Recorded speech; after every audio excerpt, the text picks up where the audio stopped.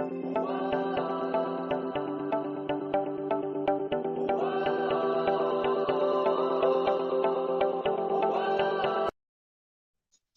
morning, everybody. It's your boy D Mac.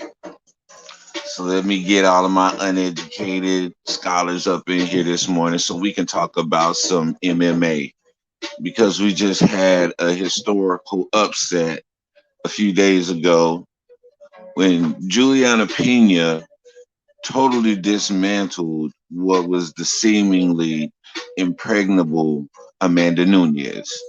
Now, this fight right here was a prime example of what I always say when I talk about any type of martial arts or organized fighting, period. Styles make fights. And Juliana, she proved that unequivocally because she went into this fight. She came in, she told everybody exactly what she was going to do. There was no secret plan to how she was going to defeat Amanda Nunes. She said what she was going to do. She said what happened, which caused Amanda to lose the last time she lost. And she did exactly that, stuck to the game plan. She went in there and she jabbed Amanda's face off. I mean, her jab was beating her to the punch every single time, and it was throwing off her rhythm. She couldn't get in the rhythm. She couldn't sit down on her punches like she normally does because Juliana kept her off balance the whole entire time. And it was beautiful to watch.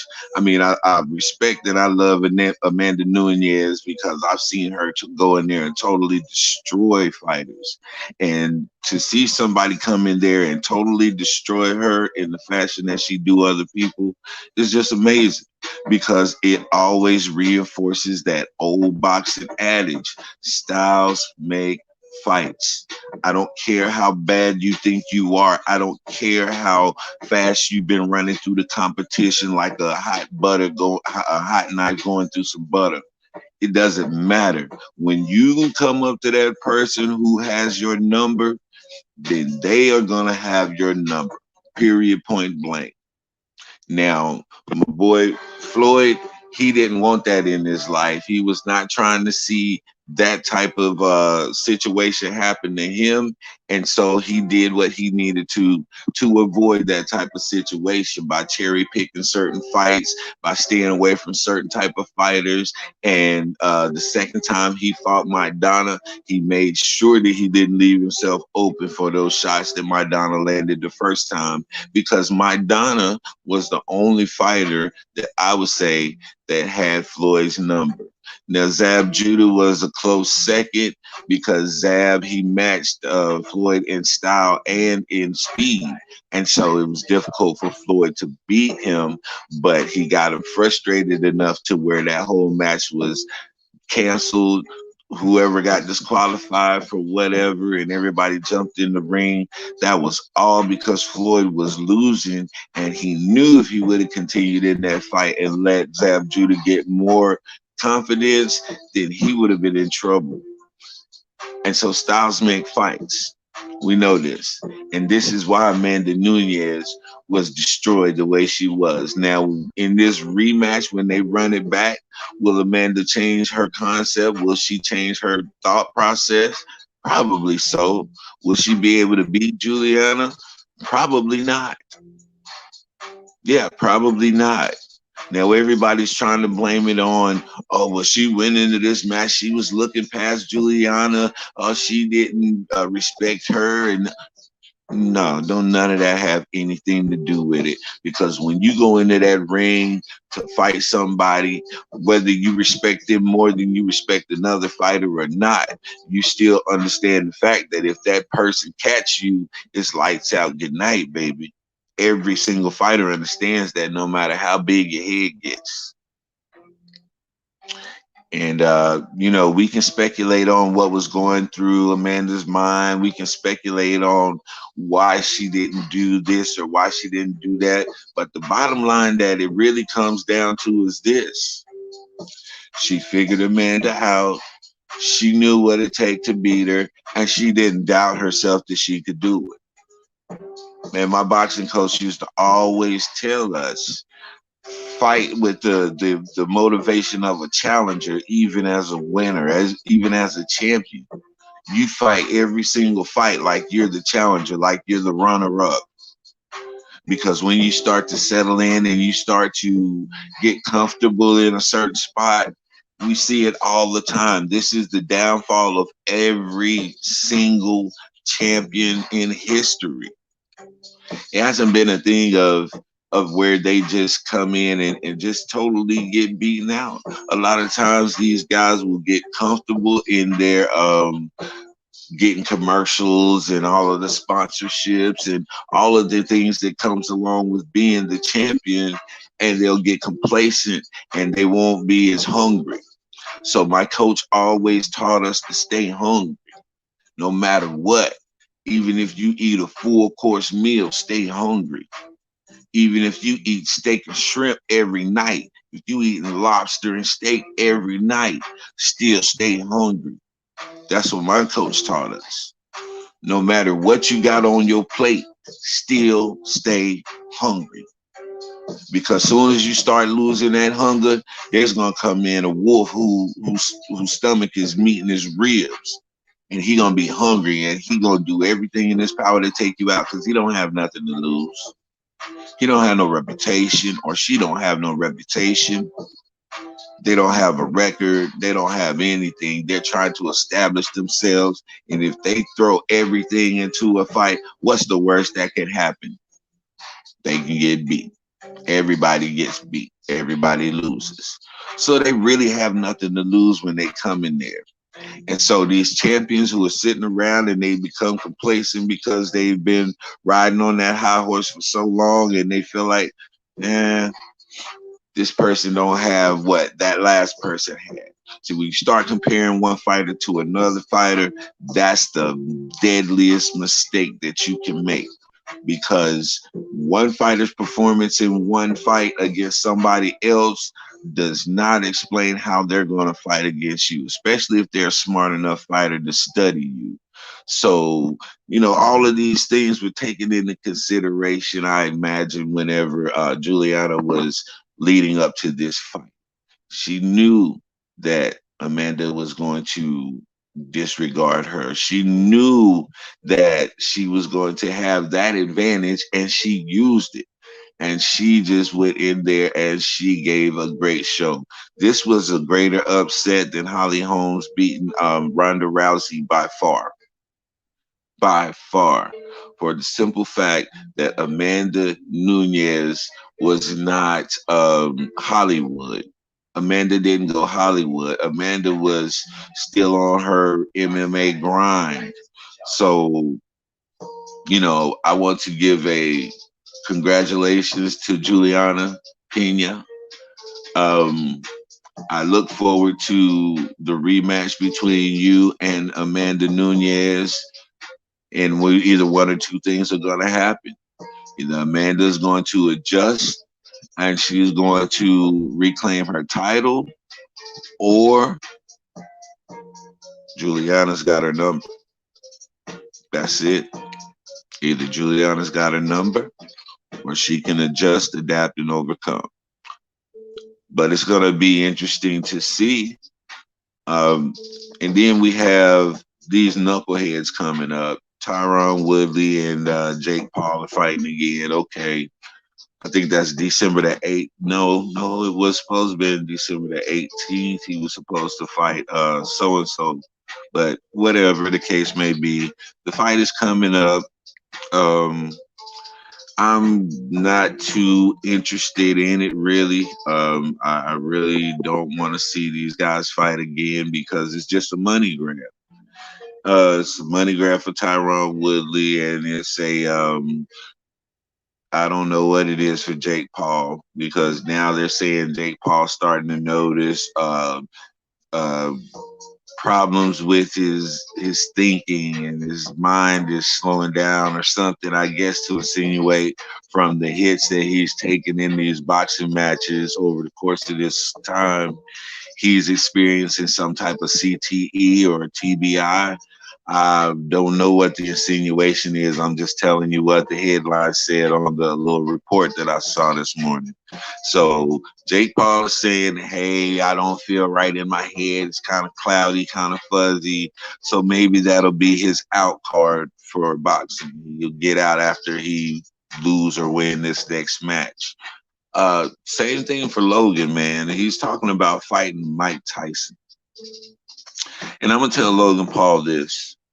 Look, you can see the evidence of the punches more so in the heavyweight fighters than you do in the smaller fighters because they throw heavier punches. They throw harder punches. They got more weight coming behind it. There's easier to get knocked out in the heavyweight division. This is definitely known. That's why they say at any given time, any given punch from a heavyweight can make them a champion or make them a loser. So, um, yeah, man, there's a lot going on. They're talking about Tommy Fury backed out from fighting Jake. Well, whatever issues Tommy got going on, whatever's going on, let that man handle his business so that he can get back to fighting. You don't have to sit there and criticize and speculate and call the man scary or whatever. Just let the man handle his business and let him get back to what he does. And if you really want to fight him, then you'll fight him. Period, point blank. Tyson Fury. The question was asked the other day: where would you rank him as one of the heavyweights in the world?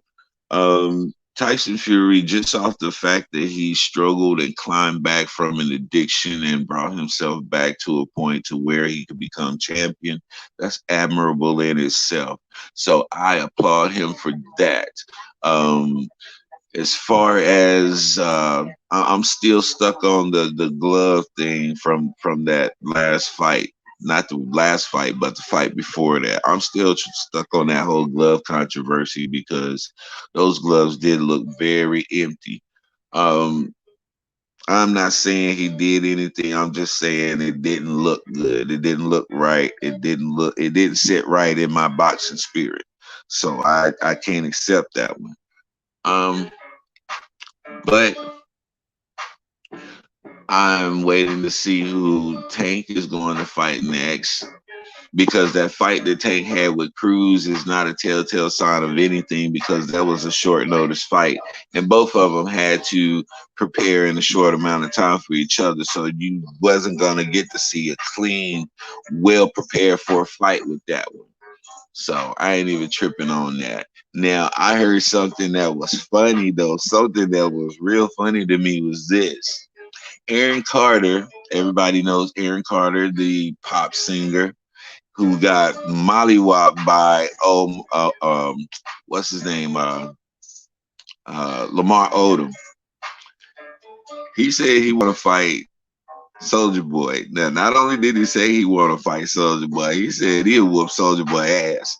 Just straight out. That's what he said. I'm telling you what the man said out of his own mouth. He said he will whoop Soldier Boy ass. So I haven't heard anything from Soldier. Soldier been quiet lately because it seems like after that whole Young Dolph incident where he was being disrespectful to the dead, uh, he just went quiet after that for some reason because they started trying to insinuate him in this murder. So it probably got him scared, and that's what shut him down. But then I also heard Crunchy Black, who was a Memphis legend from 3-6 Mafia, he had some disparaging remarks against Soldier Boy, and it's ironic because Soldier Boy looked like that third generation Crunchy Black. You know what I'm saying? So you got really, this is my lineup for ugly rappers. You got the OG Flavor Flav who started the ugly rappers. You got Boosie who looked like Flav's son. Then you got Lil Wayne who face looked like he just was in a bunch of car accidents. Then you got Crunchy Black, self-explanatory. The name just says it all. And then you got Soldier Boy, who could be Crunchy Black's son. So you got So you got, all right, I'm gonna leave that alone. I'm gonna leave that alone. But I'm going back to the fight sequence. So Aaron Carter said he wanted to fight Soldier Boy. I haven't heard Soldier Boy say anything. So usually Soldier got that energy for all of this stuff, and he's real quick to jump back and retaliate and respond when somebody makes some remarks against him. So why he's been so quiet is really starting to pique my interest. I'm gonna have to check and see what's going on with Soldier right now. I know he has a lot of business stuff going on, and he got a couple business ventures going on. So he's gonna be doing that. I understand that. But you are the king of heat, right? You the king of trolling, right? So if you the king of trolling, I'm not understanding why you're not responding to all of these things. So I'm gonna check in the soldier and see what's going on with him. Um, let's see, what else can we talk about in the boxing world? Who else is coming up that's wanting to box? Well, I'm gonna say this, man. My challenge is still out there. I challenge any YouTuber, TikToker, or content provider on any platform to a celebrity boxing match, even though we're not celebrities, but a content provider match. My challenge is still out there. I haven't took it off the table. So if there's anybody, because I notice a lot of you like to jump in people comments and talk real big and bad. So for anybody who jump in my comments box with some disparaging words and you really want that smoke, just know that I have a long standing challenge for a boxing match out there for anybody. And I mean anybody. Anybody. Everybody that's come under my comments and had a problem with something that I said, there's a long standing challenge out there for you to be able to express yourself with the ye old fisticuffs, if that's what you want to do. Mac is not running from nobody, never have, never will. The challenge is always on the table. So just know that when you come into my comments and you have those remarks and you got a lot of energy behind it, just know that there's an outstanding challenge for a boxing match against anybody from D-Mac. So that's all I really got for this morning. We once again, I want to say congratulations to Julianna Pena, and I want to say, it was a hard fight for Amanda Nunes. I wish you luck in the second fight. I'm anxious to see it, and I'm sure a lot of other people are as well. So let's just sit back, enjoy our time in this life, man. Don't make mountains out of molehills. Don't add any unnecessary stress on yourself. And don't be out here chasing paper, because if you chasing paper, then that means that paper is avoiding you for you to have to chase it. So just get your paper. This is your boy D-Mac, man. Y'all know what I say. Sticks and stones can break your bones, but the word can always heal you. I'm out.